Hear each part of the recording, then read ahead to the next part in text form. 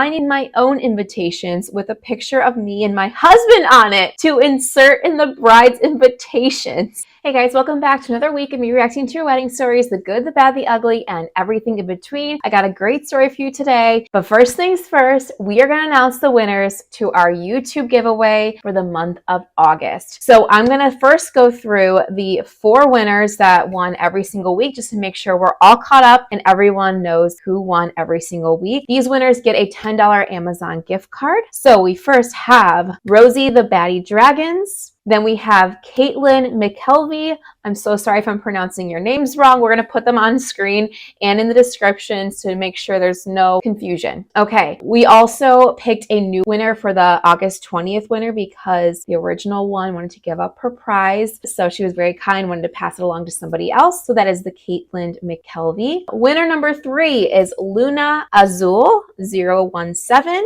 Winner number 4 is Christina Ripley 5558.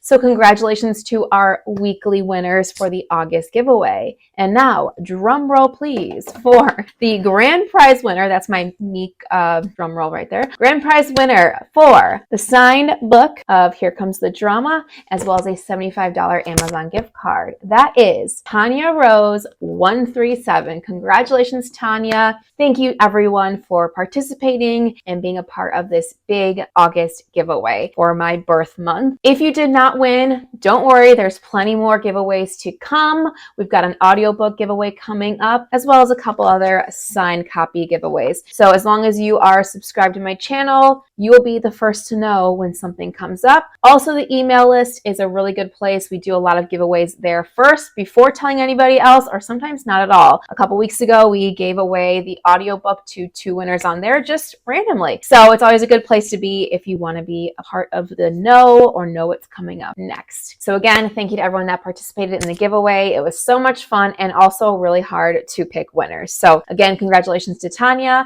Please email me at hello@christaennis.com and we'll make sure that we get it out to you, as well as all the gift card winners as well. All right, on to today's story. Let's get into it. And just so you guys know, I closed the windows and turned off the fan. Our air is not working, so I'm gonna be in like a little hot box today. So it could get interesting at the end of this. Okay, here we go. I've been a business owner as a graphic designer for over 25 years and a DJ wedding planner for more than 18 years. Busy, oh my gosh. A few years ago, a bride approached me with her mother about designing wedding invitations and save the dates, as well as coordinating the wedding and DJing the ceremony and reception. Okay, I have a lot of questions because as I've shared here and there before, I do wedding coordination from time to time. I actually just did one last weekend, which was amazing, so beautiful. How do you coordinate a wedding and be a DJ at the same time? That's a lot because I mean, there are times where I'm near the DJ, but most of the time I'm running around, running stuff too. Like there's no way I could set up a whole DJ booth while also coordinating. So I have a lot of questions about how you do that. Okay, while we were going over details, the mother said, as soon as you're done with her, I need some printing for mine. I thought that was odd, but no problem. After I finished with the bride, the mother explained, okay, I need my own invitations with a picture of me and my husband on it to insert in the bride's invitations.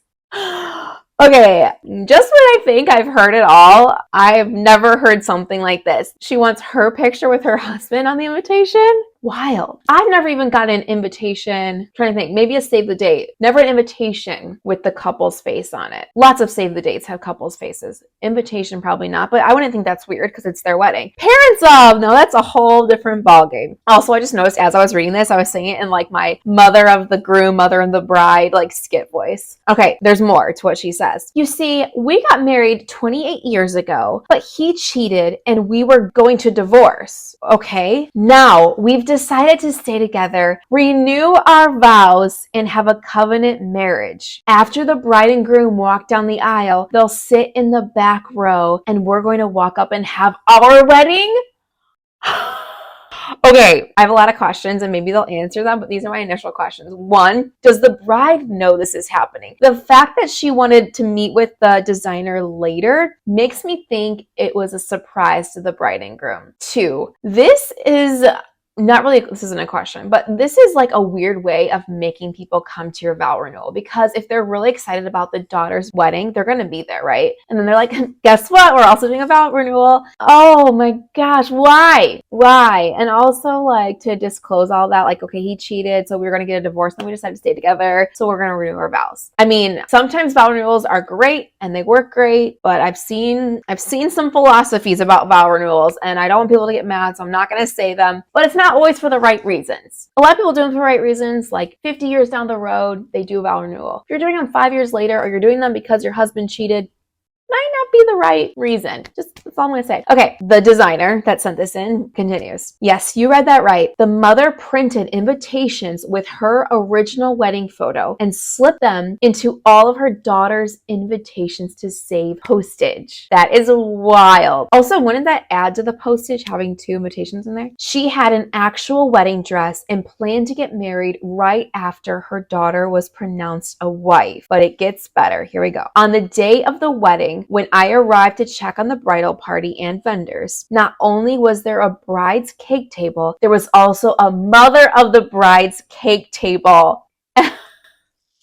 So she's just full on making this a whole wedding for herself. I really want to talk to the bride about this. Did she know this was happening? Did she agree to this? Did the mom say, hey, we'll pay for it if we can do this? What was a surprise? What was known ahead of time? Because I mean, again, like if the bride's okay with it, sure, it's still very tacky in my eyes, but you know what? If the bride's cool with it and they're really close, fine. But I'm going to say they're probably not okay with this. Like, how's the husband feeling? How's the groom feeling? This is wild. Okay, it was not a small cake either. The mother's cake was a full 3-tier design, just like the bride's, each with matching groom cakes. I'm going to read into this a little bit. The mom's not happy with how her marriage turned out, right? The husband cheated on her. They were going to go through a divorce. I don't know at what point they got back together or stayed together, but now she sees the bride living her best life, maybe, I'm assuming, getting married to someone, planning this wedding, and she's like, this is it. This is what I need. I need a big wedding just like her. I'm going to jump in on this. And it's like, no, this is not what you do. Plan your own vow renewal later. Do that between you and your husband. Oh my gosh. In the ceremony space, a table was set up for the bride and groom to sign their marriage license. But guess what? The mother had her own license signing table as well. They're already married. I don't know what they need to sign. Later, I was handed a new song to add to the special dances. After the bride and groom danced, I was instructed to announce the mother and father for their special dance. Only afterward would the bride be allowed to dance with her father.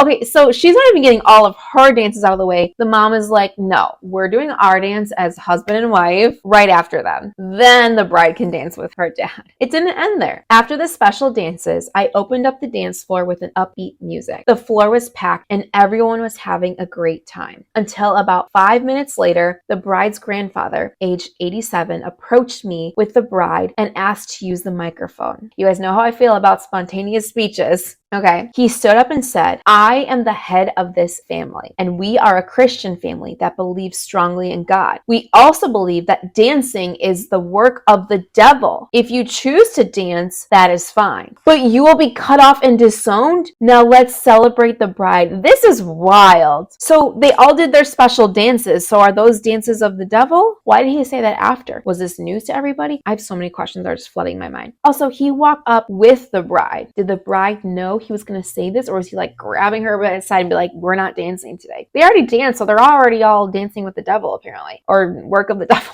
I don't know. Also, I've been to many Christian weddings. I grew up Catholic, various religions for weddings. They all dance. So maybe I haven't been to that extreme. I don't know. I've never heard that before. I mean, I've heard it. It's not the first time I've heard that music and dancing is from the devil, but wild. Okay. Now let's celebrate the bride and groom. That's how he ended his speech. Can you imagine being at a wedding and hearing that? You're like, do I just leave now? Should I start dancing? To each their own. Like, if that is your belief, that's great. But to make a speech at someone else's wedding, acting like everyone that chooses to dance and then is bad, and then saying they will be disowned from the family. Why did you go to the wedding? Okay, immediately, the room of over 200 guests sat down and did not get back up again. I played music for 3 hours, and while a few tapped their feet, not a single person danced. This is wild to me because I'm like, they didn't know until this point that the grandfather was like this or believed this or was going to say this. They did all their couples dancing. They hired a DJ. The mom was a part of the planning. So I don't know if that was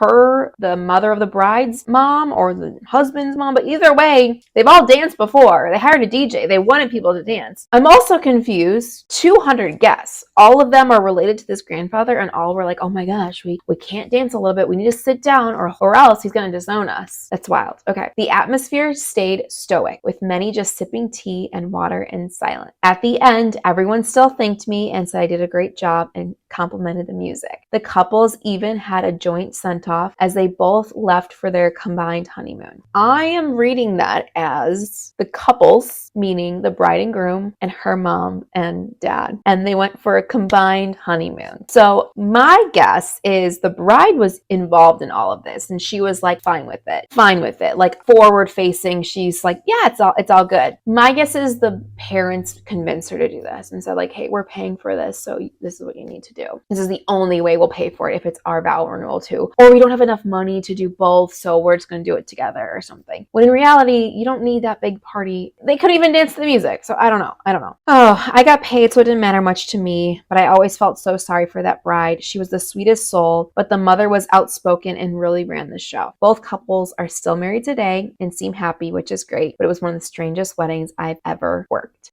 Oh my gosh, I think this is like record for most jaw drops I've ever had reading one story because it just kept getting weirder and weirder and changing. Again, like everyone does things their own way, but the mom coming in and trying to making it her own wedding, like that's, come on. And then to turn it around and the grandfather's like, we're a Christian family. If you dance, then you're getting disowned. Meanwhile, the husband cheated on the wife and that's not enough to be disowned.